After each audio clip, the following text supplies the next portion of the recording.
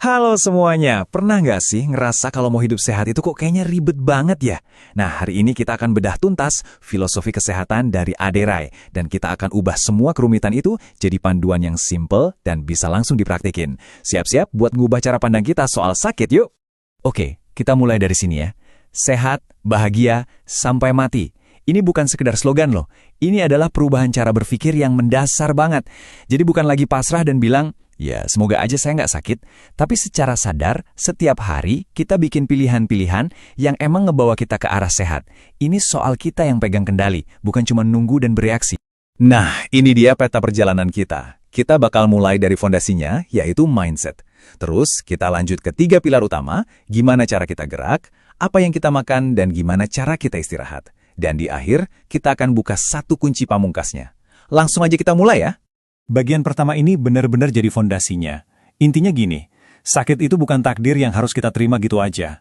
Sakit itu sebenarnya adalah akumulasi atau tumpukan dari pilihan-pilihan kecil yang kita buat setiap hari.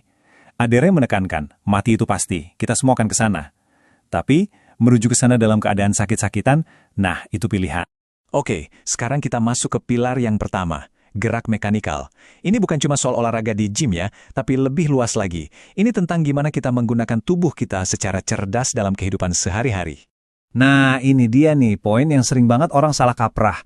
Banyak yang mikir, oh mau bakar lemak, kardio aja yang banyak. Padahal, Aderai justru menekankan kalau latihan beban itu adalah investasi jangka panjang yang paling sering kita remehkan. Kenapa? Karena latihan beban itu membangun dan merawat pabrik di tubuh kita, yaitu otot dan tulang. Pabrik inilah yang bikin metabolisme kita tetap ngebut dan tubuh kita tetap kuat sampai tua nanti.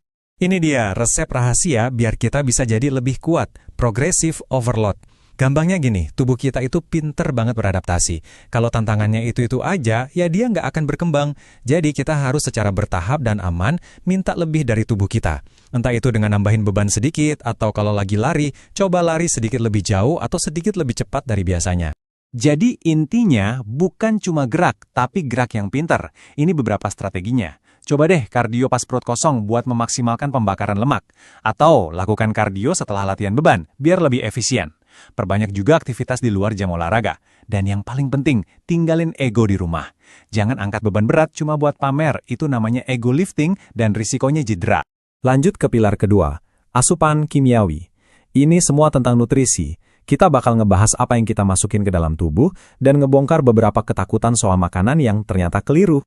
Nah, slide ini ngajak kita buat ganti kacamata. Buat sebagian orang dengar kata puasa aja, udah kebayang siksaan dan kelaparan. Tapi, gimana kalau kita lihat puasa itu bukan sebagai ancaman, tapi justru sebagai sebuah peluang.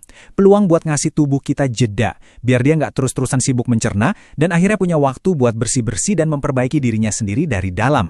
Ini nih, salah satu trik paling simpel tapi dampaknya luar biasa.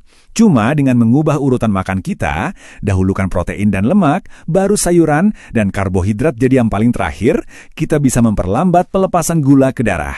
Efeknya, nggak ada lagi tuh yang namanya lonjakan energi sesaat, terus langsung ngantuk berat abis makan. Sederhana, tapi efektif banget. Bertahun-tahun kita sering banget ditakut-takutin sama yang namanya lemak. Padahal yang penting itu bukan soal hindari lemak, tapi soal pilih jenis lemak yang benar. Lemak baik kayak dari minyak kelapa, zaitun, atau kuning telur, itu justru bahan baku penting buat hormon kita. Sebaliknya, lemak olahan kayak margarin dan minyak-minyak sayur tertentu, itu malah bisa memicu peradangan. Jadi, jangan takut lemak ya, tapi pilihlah dengan cerdas. Pesan di slide ini jelas banget. Kalau kita ngomongin protein, fokusnya harus ke sumber yang asli dan alami. Coba deh targetin 30-50 gram protein setiap kali makan dari sumber kayak ayam, ikan, atau telur. Jangan gampang kejebak sama produk-produk olahan yang ada label tinggi protein, tapi isinya sebenarnya kurang bergizi. Pilih makanan utuh, bukan produk dari pabrik. Dan kita sampai di pilar ketiga, yang mungkin ini yang paling sering kita abaikan, rehat emosional. Ini bukan cuma soal tidur, teman-teman, tapi tentang gimana kita mengelola kondisi batin kita. Karena stres pikiran itu sama capeknya, bahkan bisa lebih capek daripada kerja fisik. Jadi, apa sih istirahat yang berkualitas itu? Bukan cuma tidur 8 jam, tapi melakukan aktivitas yang benar-benar bisa menenangkan sistem saraf kita.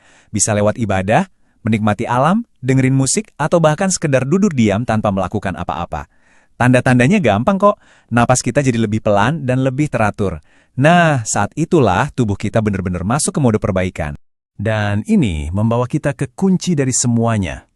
Satu-satunya alat paling ampuh dari seluruh filosofi Aderai. Alat yang bisa kita pakai kapan aja, di mana aja, dan gratis. Ini mungkin statistik yang cukup mengejutkan ya. Tapi riset menunjukkan kalau pikiran kita itu secara alami, secara default, cenderung negatif. Sekitar 85% pikiran-pikiran spontan kita itu isinya kekhawatiran, penyesalan, dan hal-hal negatif lainnya. Masalahnya, kita nggak bisa begitu aja menekan tombol off di kepala kita. Nah, pertanyaannya, kalau kita nggak bisa langsung mengontrol pikiran kita, lalu apa dong yang bisa kita kontrol? Dan inilah jawabannya. Sebuah pemahaman yang luar biasa dalam gerakan nafas kita adalah gerakan pikiran kita.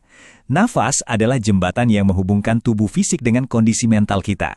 Jadi, ketika pikiran kita lagi terasa kacau, liar, dan gak karuan, ada satu tuas fisik yang bisa kita tarik untuk menenangkannya. Jadi, kalau cuma ada satu hal yang bisa Anda bawa pulang dari pembahasan kita kali ini, biarlah ini pesannya. Kendali atas pikiran dan kesehatanmu dimulai dari kendali atas napasmu. Saat kamu merasa cemas, stres, atau panik, coba ini. Tarik napas dalam-dalam, lalu hembuskan lebih panjang dan lebih pelan daripada saat kamu menarik napas. Lakukan itu dengan sadar. Dari situlah kendali yang sesungguhnya dimulai. Pertanyaannya sekarang, hal kecil apa yang bisa kamu lakukan untuk mengatur napasmu hari ini?